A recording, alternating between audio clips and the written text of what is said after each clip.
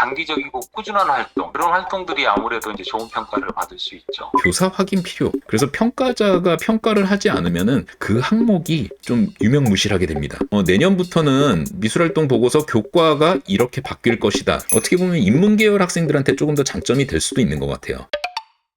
안녕하세요. 그림을 분석하는 TV 그분TV입니다. 오늘은 홍익대, 이화여대, 고려대 미술활동 창의활동 보고서라는 것들을 작성을 하죠. 어떻게 써야 되는지, 그리고 어떤 활동들이 조금 더 가산점을 받을 수 있을지, 그런 것들을 좀 알아보면서 이번 수시모집 준비해보는 그런 시간을 갖도록 하겠습니다. 네, 먼저 홍익대학교입니다. 네, 홍익대학교. 여기 보시면은 전형요소 학생부 교과가 20%고 서류가 80% 이렇게 반영을 하고 있습니다. 여기서 서류는 학교생활기록부, 그리고 미술활동 보고서 이렇게 들어가죠. 2단계로 넘어가면서는 이 학생부 교과가 없어지고 서류만 이렇게 1단계 서류만 40%로 넘어가고 면접 60% 이렇게 되고 있습니다. 과거에는 서류가 80%까지 포함되지 않고 있었거든요. 근데 홍익대학교 비실기로 학생들을 뽑으면서 미술 활동을 얼마나 충실히 했는가에 대한 가산점을 많이 주기 위해서 서류가 80%까지 이렇게 올라갔습니다. 학생부 교과 반영 방법이에요. 반영 교과는 국어, 영어는 필수고요. 수학, 사회, 과학 중 한 과목만 들어가는데 유리한 과목이 들어가는 게 아니에요.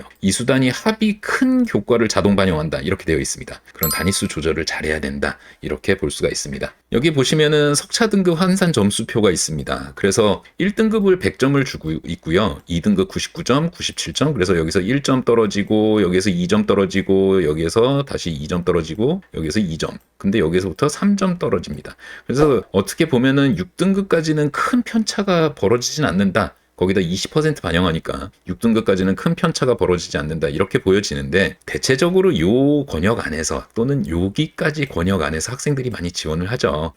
요 상황에서 제가 그린알다 대표님한테 한번 전화를 좀 해볼게요.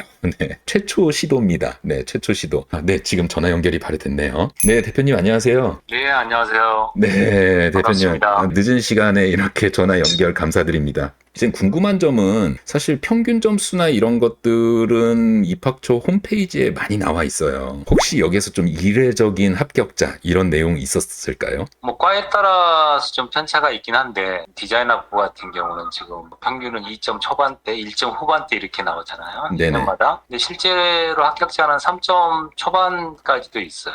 파나나 도예 같은 경우는 5점 초반대까지. 생각보다 굉장히 폭이 넓으네요.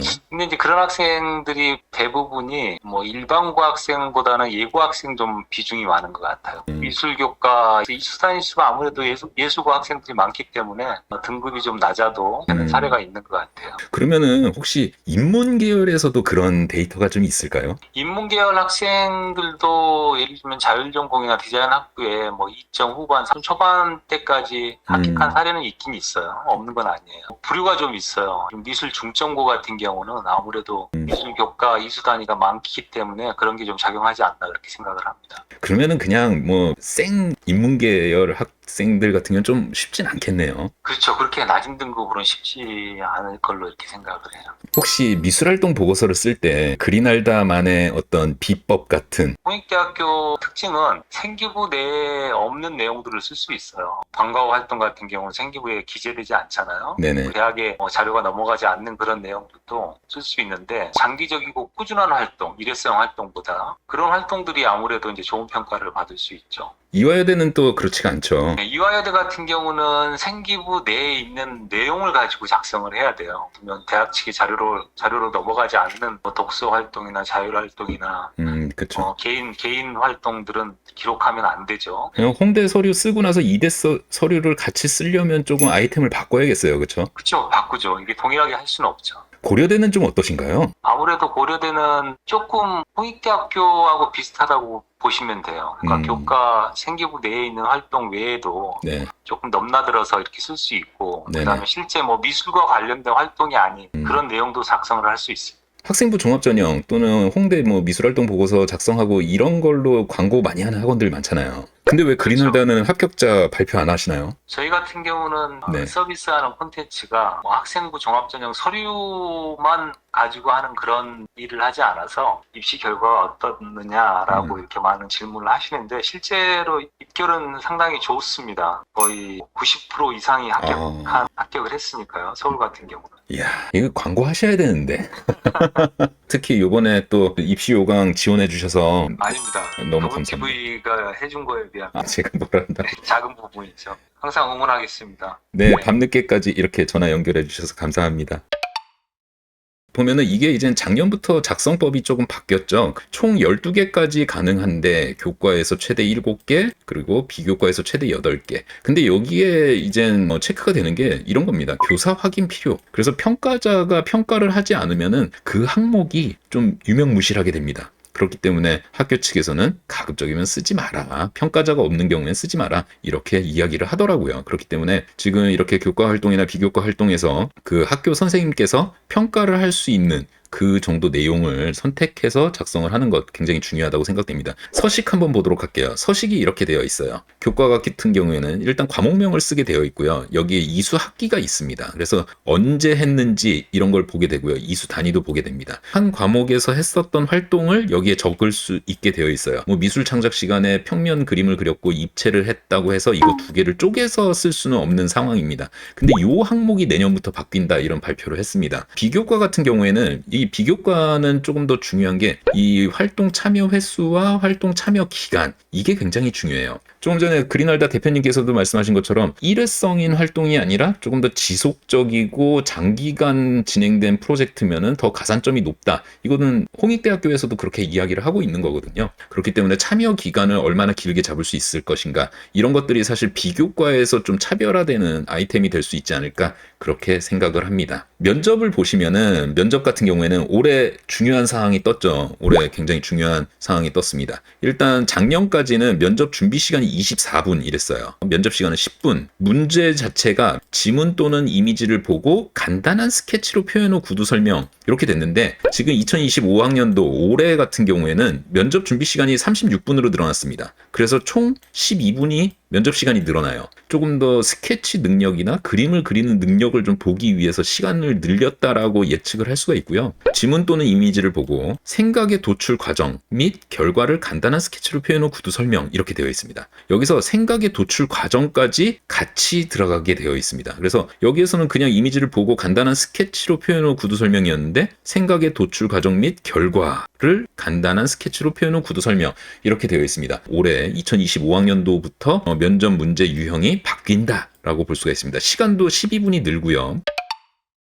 지금 이제 고등학교 1학년, 2학년 학생들이 준비하고 있는 과정에서 내년부터는 미술활동 보고서 교과가 이렇게 바뀔 것이다. 이것도 마찬가지로 홍대 홈페이지에 올라와 있습니다. 학기당 한 건씩 작성. 아까 말씀드렸죠. 한 학기에 한 교과목을 잡으면은 그 교과목 내에서 2가지, 3가지를 했다고 하더라도 그걸 쪼개서 쓸 수는 없게 되어 있어요. 근데 교과별 5가지 유형별 복수의 과목 활동으로 기재 가능하게 변경될 예정이다. 아까 말씀드린 것처럼 미술 창작 시간에 드로잉을 했고 매체 활용 을 했다. 이렇게 2개의 프로젝트를 했다라고 한다면은 여기에서 유형별로 복수 과목 활동으로 쪼개서 기재 가능하게 된다. 이렇게 되어 있습니다. 어떻게 보면 인문계열 학생들한테 조금 더 장점이 될 수도 있는 것 같아요. 왜냐면 인문계열 학생들은 미술교과가 그렇게 많지 않죠. 이렇게 카테고리가 나눠질 수 있는 활동이 2가지, 3가지가 있다면 그걸 쪼개서 쓸 수 있다라는 개념으로 이렇게 바뀝니다. 근데 여기에서 봤을 때 크게 시사하는 바가 있다고 생각돼요. 드로잉, 조형, 매체 활용, 감상, 그리고 진로 이렇게 커다랗게 5개의 카테고리로 나누고 있습니다. 학교에서 미술 활동을 하면서도 저 카테고리 안에 들어가는 아이템들을 만들어내는 것 이것 또한 굉장히 중요하지 않을까. 단순히 미술 활동이라고 해서 그림만 열심히 그렸다 보다는 이런 그래픽 작업도 포함을 하고 다양하게 포함되는 게 그들이 보는 관점이지 않나 이렇게 생각을 합니다.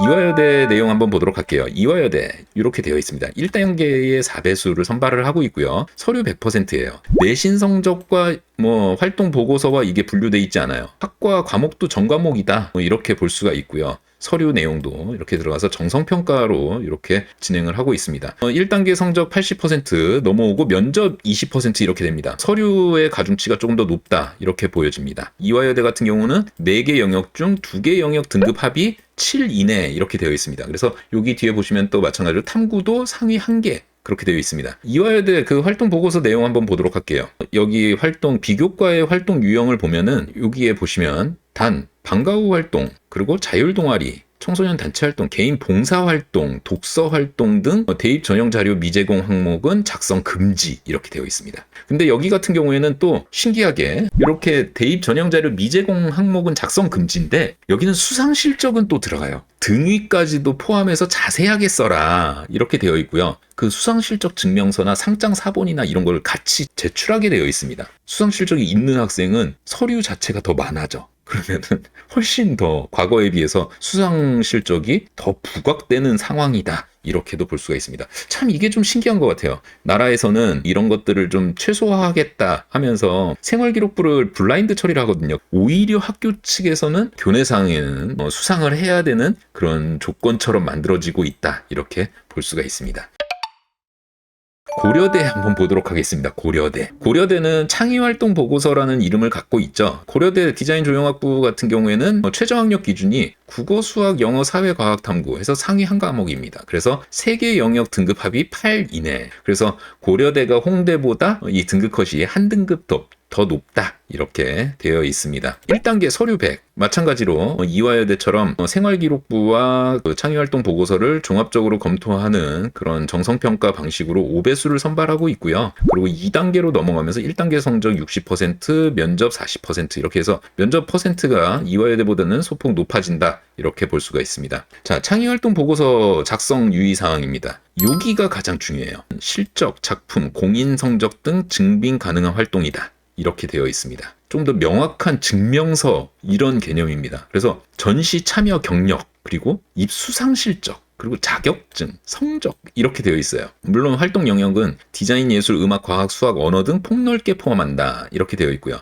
그래서 그 밑에 보시면은 학생부 기재 여부와 무관하게 상장 또는 수료증을 반드시 제출한다 이렇게 되어 있어요. 작품은 교내 교회 활동을 통해 지원자 본인이 작품 활동에 참여한 후 작품 사진을 업로드한다. 그래서 각종 전시 및 대회 등에 참여하여 제작한 작품을 제출한다. 이렇게 되어 있습니다. 해당 작품으로 수상 내역이 있을 경우 입력 후 증빙 이미지 추가 업로드된다. 이렇게 되어 있고요. 공인 성적 이런 것까지 다 제출 가능합니다. 처음에 쓰게 되면 이렇게 목차를 쓰게 되고요. 거기에서 봤을 때 중요한 게 이거예요. 구분. 그래서 실적, 작품, 공인 성적. 그래서 이게 수상 실적이냐, 아니면 작품 전시냐, 아니면은 공인 성적이냐, 이런 것들을 구분해 쓰게 되어 있습니다. 내용도 마찬가지로 수상 내역, 등급, 점수 이렇게 되어 있어요. 글 쓰는 거는 굉장히 심플해요. 그렇지만 이 안에 들어가는 내용들은 약간 경력 증명서의 성격을 갖고 있다. 이렇게 생각이 됩니다. 같아 보이지만 미세하게 또는 조금 더 큰 폭으로 차이는 있습니다. 그래서 여러분들께서 이번에 학교를 쓰실 때 이런 것들 꼼꼼하게 체크하시고 아이템 정리 잘 하셔서 좋은 결과 있으시길 바랍니다. 구독, 좋아요, 알림 잘 아시죠? 다음 시간에 더 좋은 내용을 가지고 돌아오도록 하겠습니다. 오늘도 그분TV였습니다. 감사합니다.